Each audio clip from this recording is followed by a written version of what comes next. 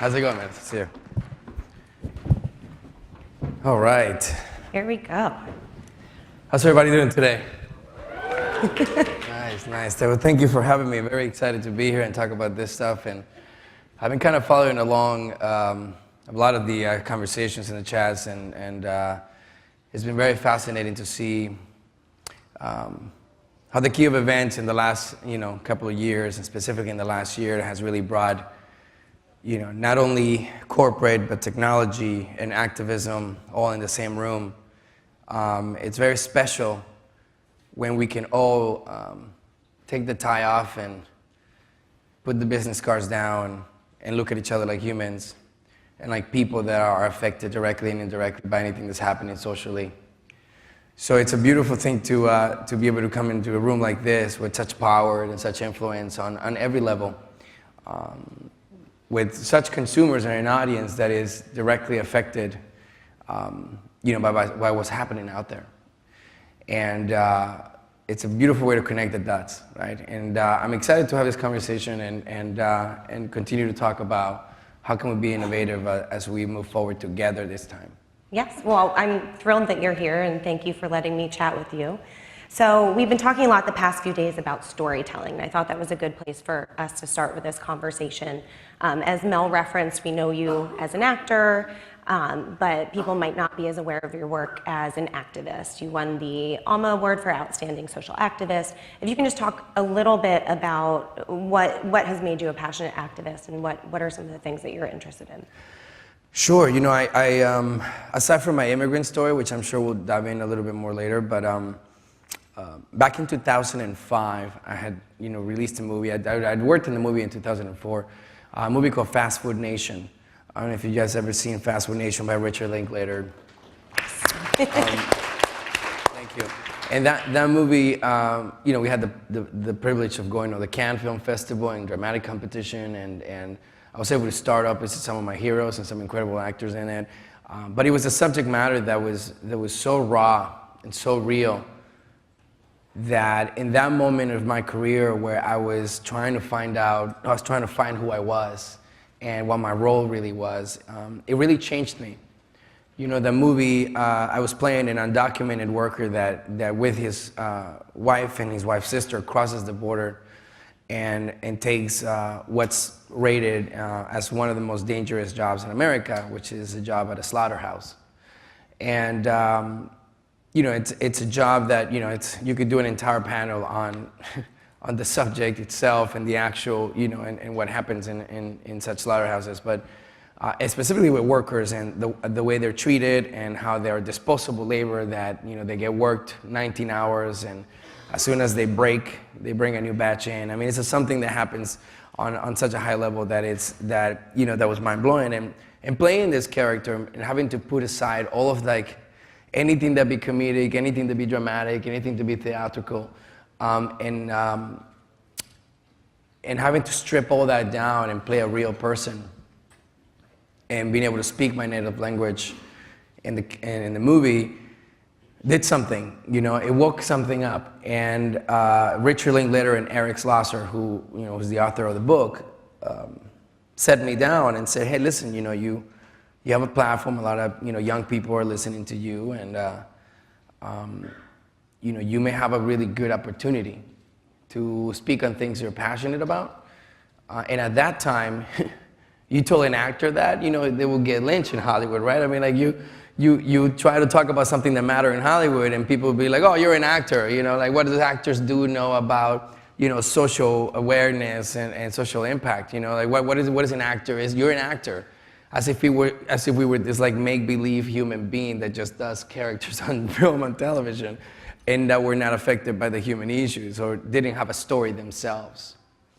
So he put me in front of Congress to talk about the undocumented workers and talk back in 2005, and talk about what they go through, and raise awareness with congressmen and women in Washington to have them be highlighted a little bit. And something happened inside of me. My heart, something made me very happy.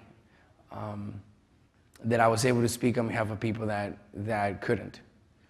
And therefore, anything I did in my career after 2005, 2006 was all about, what am I playing?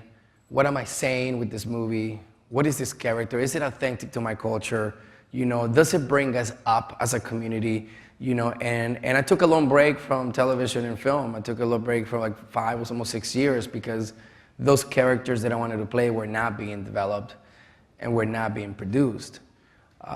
There was very little representation for minorities on the mainstream, specifically on leading and supporting characters. So I took a long break because they wanted me to play the same thing. And you know, and then I started doing a lot of independent stuff, and then I came to the realization I'm gonna have to do it myself. So I had to start a production company and started developing characters and stories and just shows that I could bring, you know, what America really looked like, you know, and that was kind of how my vision started. So talk a little bit. You referenced your background, your immigrant story, where you're from. I know Venezuela obviously is something that's just heartbreaking to see for all of us, and with consideration of who's in the room, what can corporations, nonprofits, funders, investors, what can people do when we're seeing what's happening in Venezuela, where you work 5 days at minimum wage to buy a carton of eggs? Right. Well, I was raised in Venezuela. I'm half Colombian, half Venezuelan. My mother is Colombian, my father is Venezuelan, which makes me a problem.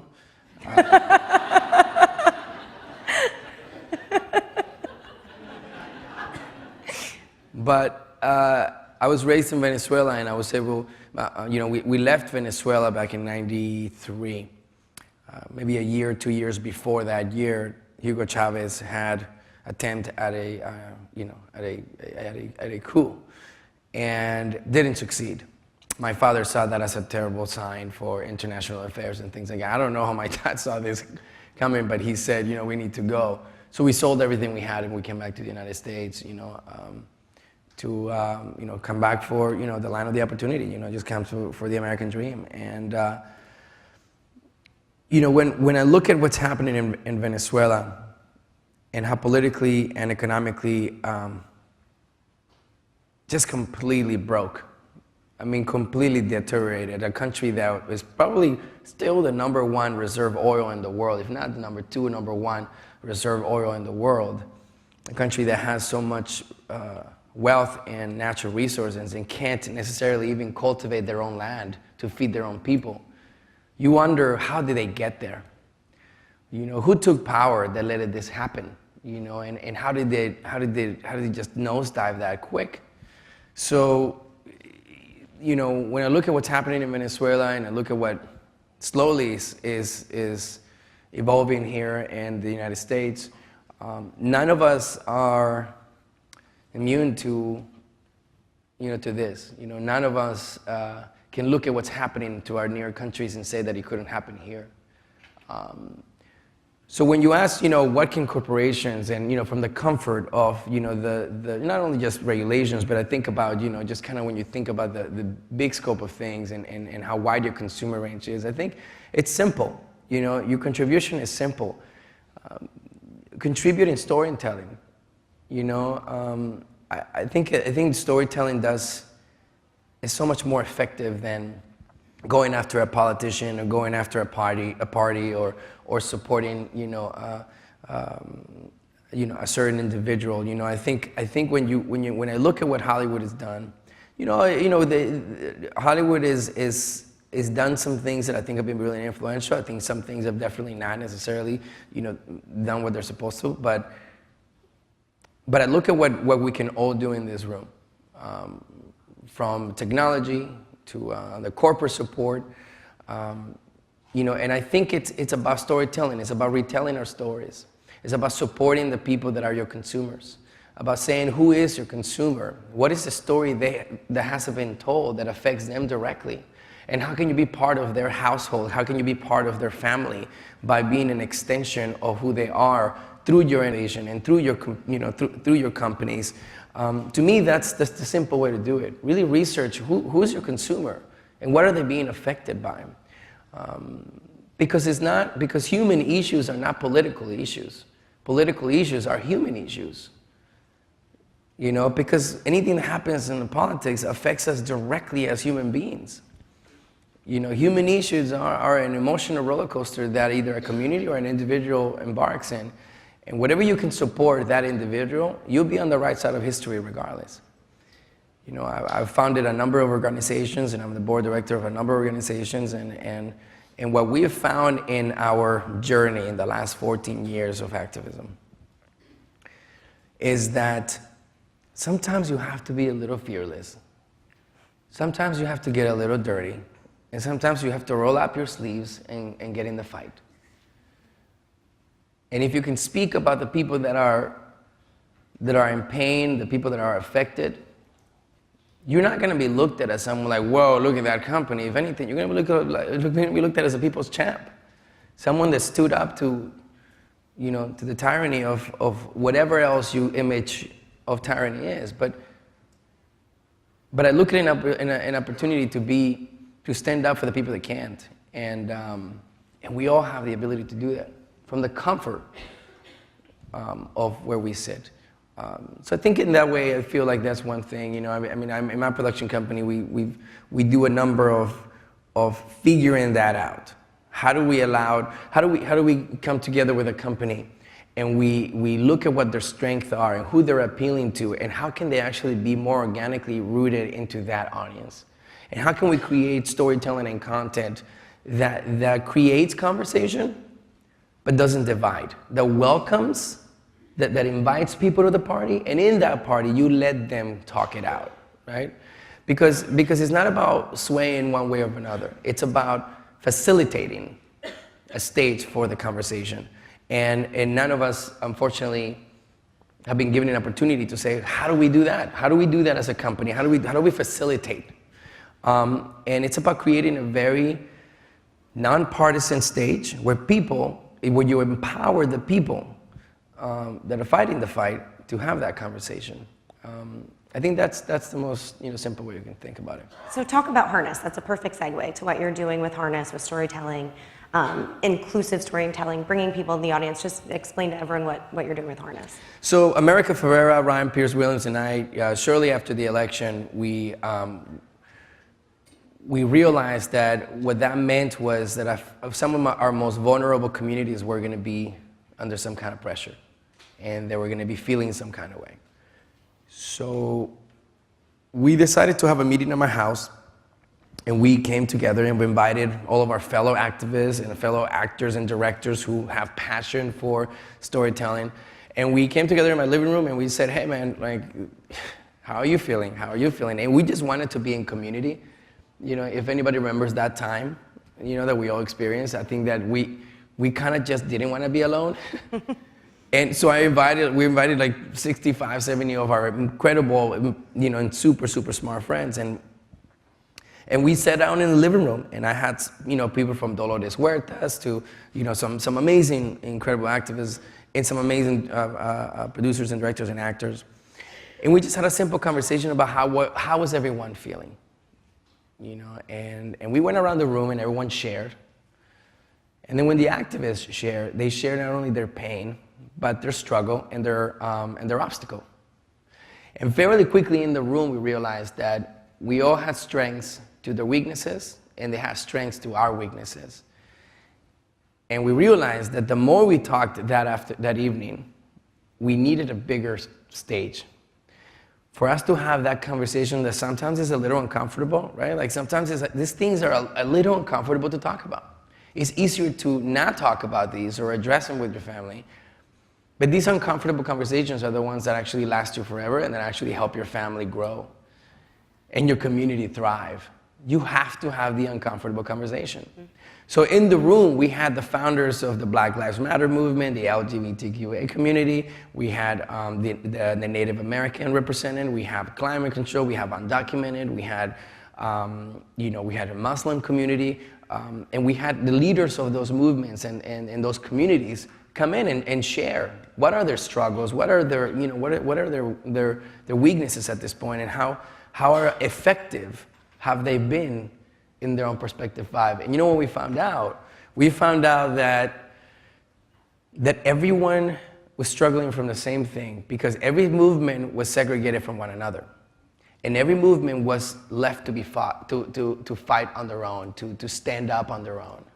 And we realized that we had way more things in common than everybody else had. That we had way more things in common when it came to our strengths and weaknesses. And it turns out that the Black Lives Matter movement or the Women's March, they were very effective about mobilizing. The Muslim community and the undocumented maybe hadn't. So they realized that they could exchange wisdom on how to be more effective and how to be there for one another. And that was a magical thing in the room. I mean, we founded this thing called Harness, where we basically facilitate a stage for that conversation to be had, for people to be vulnerable and to be able to just share what they're going through in this moment and not feel alone in the fight, and not feel alone as you defend your own community, no matter how small or how big your community is, that you felt in community and that you felt supported. And that's what it was. And now what we've done with that is we expanded a number of programs where we bring Harness to certain studios and networks, and we bring this uncomfortable conversation to writers' rooms, to showrunners, the people that write the TV shows and the movies. And we have them firsthand understand not just where the pain started, but where it is and where it should go. So we've had a number of examples, which I'm sure you can speak on one of them too, where we were able to inspire a few showrunners with very successful shows to do episodes that were important at a time where they were really needed to be watched. So that's kind of what Harness has become so far, and eventually we look at it as like the TED Talk of activism. Awesome. Yeah, what Wilmer is referring to is America actually came and worked with the showrunner of This Is Us and helped to build some of the storylines in that show through Harness. So that went really fast. I cannot go. We started this conference with Zeev standing on stage asking what motivates us. So I thought we should end with what motivates you. My family. My parents made every sacrifice possible you could think of for us to just have the education that, I quote, my dad said they never had. I was the first one to speak English in my family. And seeing my parents struggle and 10-second story, basically I remember walking a couple of miles with my mother to the 99-cent store, and I would see that every couple of blocks we would put the grocery bags down, and we would rest a little bit and then pick them up and continue to walk, and then I noticed that my mom's hands were getting really red as we got closer to the house. And then I remember one of those trips, I looked at my mother and I said, "Mommy, don't worry, because one day we're gonna drive." And one day we did. That is what drives me. This is why this is the greatest country in the world, and because we have the facility to, we have the opportunity to look at each other and say, it's gonna happen, and it does. And all you have to do is do the work. All you have to do is get up in the morning 10 minutes before everybody else and keep swinging and swing hard. and it happens. That's what drives me, that I saw the sacrifice my family made, and I looked at 13, 14 years old as it was up to me to figure this out. And one day I drove my mom, not to the 99-cent stores, but to Ralph's. And that was big. That was big.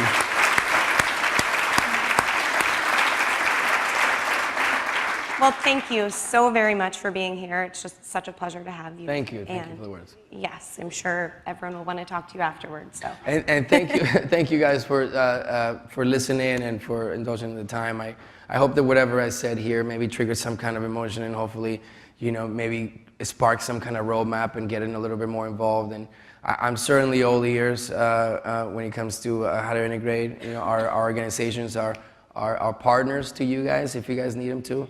I'm certainly the guy who's a little fearless when it comes to trying things for the first time, and I think it's important that we get a little uncomfortable and that we also get a little dirty, because that's ultimately what everybody else is that's out there without us doing, and they need us. So might as well get involved. Thank you. Cheers, guys. Thank you.